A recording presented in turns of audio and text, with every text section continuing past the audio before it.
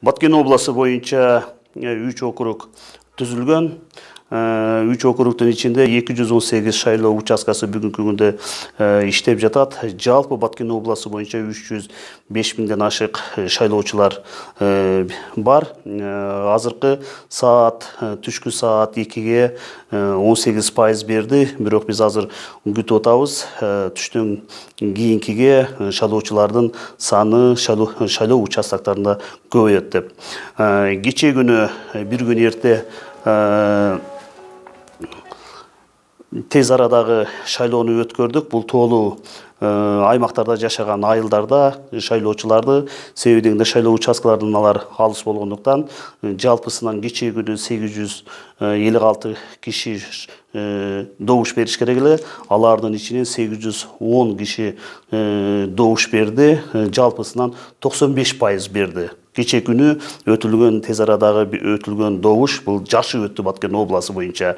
Азыркы күндө бүт шайлоо участоктарында ички иштер министрлигинин башкармалыгынын кызматкерлери иштеп жатат. Ар бир шайлоо участкасына 2ден милициядан коюлган. Андан тышкары медицина кызматкерлери дагы ал жерде кызматын өтөп жатат.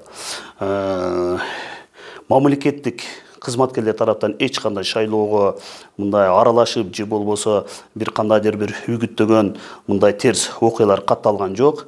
Областагы түзүлгөн штаб өз тартибинде ишти алып кетип жатат.